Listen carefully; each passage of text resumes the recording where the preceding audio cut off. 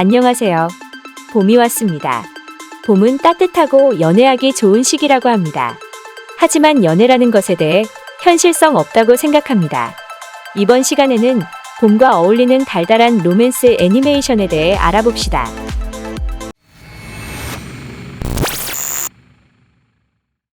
이런 작품이 가장 잘 어울리고 보는 사람들이 가장 쉽게 감정이입할 수 있는 배경은 학교입니다. 누구나 학교를 다녀본 적 있기 때문에 그런 경험이 없더라도 비슷한 경험을 이입할 수 있습니다. 그런 작품 중에 90년대 생과 00년대 생들의 추억과도 같은 작품이 있습니다. 너에게 닿기를은 많은 사람들한테 달콤한 추억을 준 작품입니다. 순정 만화 애니메이션 중에 최고의 인기를 가진 애니메이션 중 하나이자 보는 사람들마저 달콤하게 한 작품이었습니다. 총 2기가 방영되었는데 1기의 경우 일반적인 순정 만화와는 다르게 두 주인공이 일편단심이었고 순수함과 풋풋함을 보여주며 정말 많은 사람들한테 많은 인기를 얻었습니다. 2기의 경우 순정 만화 특유의 우려먹기 때문에 1기보다는 인기가 떨어졌습니다. 남자 주인공도 여자 주인공도 둘 다 선남선녀이기 때문에 둘이 살짝 둔감하다는 것을 제외하면 눈호강도 되는 좋은 작품입니다. 특히 남자 주인공의 경우 순정 만화 남자 주인공이 가지고 있었으면 하는 모든 특징을 다 가지고 있어 4대 마성의 남자라고 불릴 정도였습니다. 어찌되었던 추억의 만화이면서 봄이 생각나는 달콤한 내용이기 때문에 봄이 온 현재 잘 어울리는 작품이라 생각합니다. 애니메이션에서 막장 드라마를 볼 수 있는 트루 티어즈입니다. 내용은 막장 그 자체이기는 하지만 작품을 다 보면 매우 좋은 작품이라고 할 것입니다. 시나리오, 연출, 캐릭터, 작화, 그리고 음악이 하나의 시너지를 만들어내면서 총합 예술을 만들어낸 작품으로 기억됩니다. 덕분에 특유의 어두운 분위기를 견디고 끝까지 본 사람들 중에 이 작품에 대해 나쁘게 말하는 사람은 없습니다. 작품이 캐릭터의 심리를 대사로 풀지 않고 그 묘사로 풀기 때문에 감정을 추측해서 봐야 합니다. 또 감독의 특성 중에 하나인 화면의 움직임이 적기 때문에 답답하다고 느낄 수 있습니다. 덕분에 이것이 맞지 않으면 어둡고 정적인 지루한 작품이 될 수 있습니다. 작품이 로맨스도 로맨스지만 작품이 진행되면서 캐릭터들이 성장하는 성장물입니다.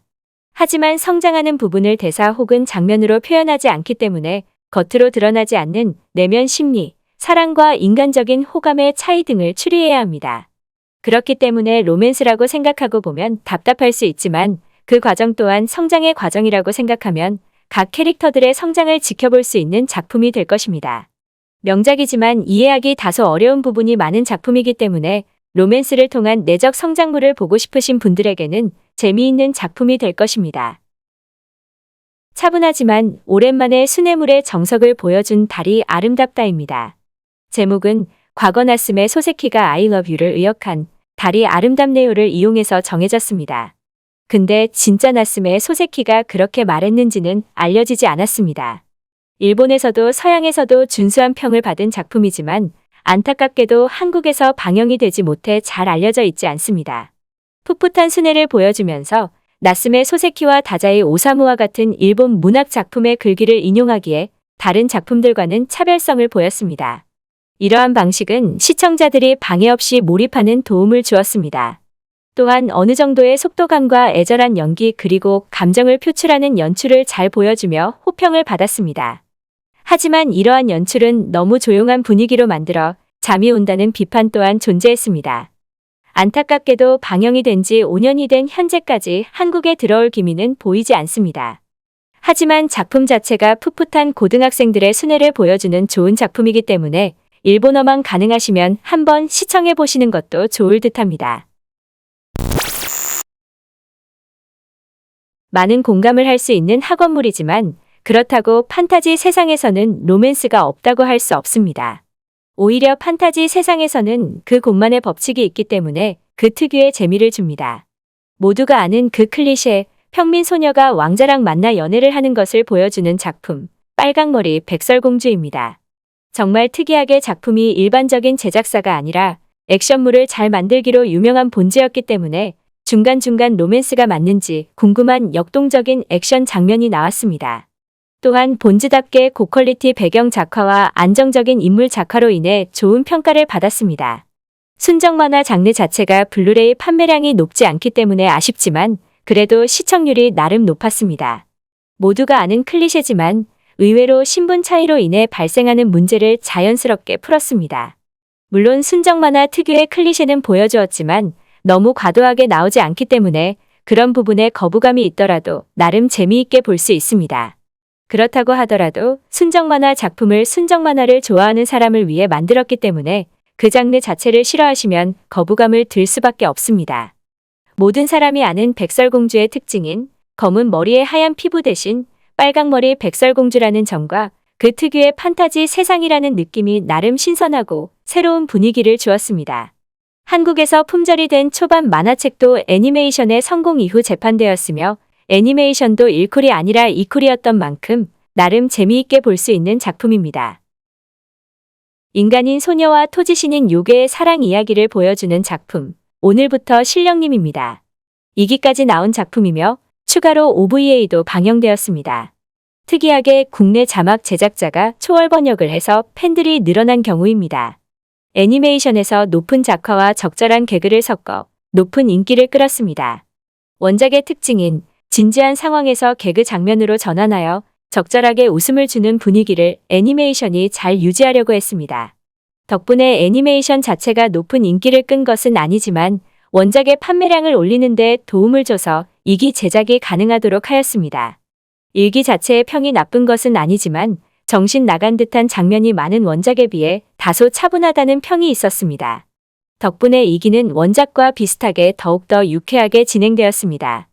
작품은 원작과 같은 결말을 가지지는 않았으나 나름대로 개그와 로맨스를 적절하게 잘 섞은 작품으로 기억되고 있습니다. 로맨스에 특유의 판타지를 넣어서 만든 작품입니다. 그중 첫 번째는 아노하나랑 토라도라 감독이 만든 그 여름에서 기다릴게입니다. 하지만 제작 과정에서 더 큰 힘을 가지고 있었던 것은 각본가인 쿠로다 요스케입니다. 이 작품은 각본가의 영향을 많이 받은 작품입니다. 덕분에 각본가의 전작인 플리즈 시리즈와 다소 비슷합니다. 그 외에 제작진도 플리즈 시리즈와 동일하기 때문에 플리즈 시리즈의 후속작 취급을 받는 작품이기도 합니다. 각본가인 쿠로다가 각본을 쓰는 와중에 자주 폭주하는 경우가 많은데 이 작품에서도 엔딩에서 폭주를 했습니다. 덕분에 시청자들 입장에서 마지막에 뜬금없는 요소가 등장해서 개연성이 부족해졌다고 생각하는 사람들이 늘었습니다. 그래서 마지막 엔딩을 제외하면 잘 만든 연애 청춘물입니다. 감독인 나가이 특유의 사춘기 감성이 그 감성을 차분하고 침착하게 설명해주는 각본 덕분에 따라가기 쉬운 작품이 되었습니다. 덕분에 오히려 아노하나보다 더 낫다는 평을 하는 사람들 또한 있을 정도입니다. 하지만 또 작품 자체가 전반적으로 잔잔하게 흘러가다 보니 큰 임팩트는 없다는 평 또한 존재합니다. 그래도 작품 자체는 잘 만들어진 청춘 연애물에 가깝기 때문에 다소 마지막 화에 뜬금없는 요소를 넘길 수 있다면 괜찮은 작품입니다. SF 세계관 내에서 수명물을 보여준 플라스틱 메모리즈입니다. 이 작품은 로맨스로 보는가 혹은 SF로 보는가에 따라 작품의 평이 달라질 것입니다. 로맨스의 경우 감동적인 작품으로 기억되나 SF의 경우 장황하게 펼쳐놓은 떡밥을 제대로 회수 못한 작품으로 기억됩니다. 작품 자체가 잔잔하게 흘러가기 때문에 자극적인 장면을 좋아하면 다소 심심할 수 있으나 중간중간 나오는 개그 장면도 극중 흐름을 해치지 않기 때문에 로맨스로 봤을 때에는 최적의 작품입니다.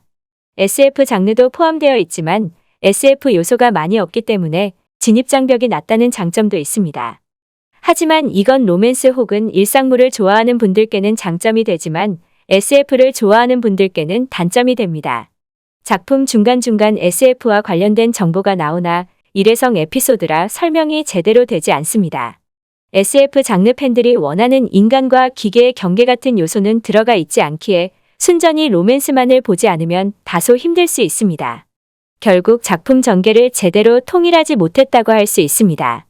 그래도 제대로 된 수명물을 보여준 만큼 잔잔한 로맨스를 좋아하며 SF 요소에 오류가 있어도 그리 신경 쓰지 않으면 감동적인 작품일 것입니다.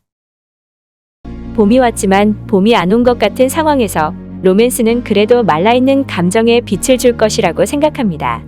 물론 그런 것이 필요하지 않는 사람들도 있을 것 같습니다. 그래도 설마 모든 사람이 연애를 하고 있지는 않을 것 같습니다. 그렇기에 다른 달콤한 로맨스 작품을 알고 계신다면 댓글로 남겨주세요. 또한 만약 여러분들이 궁금하신 주제나 장르가 있다면 역시 댓글로 알려주세요. 그럼 새로운 영상으로 찾아뵙겠습니다. 만약 가능하면 구독과 좋아요 부탁합니다. 그럼 시청해주셔서 감사합니다.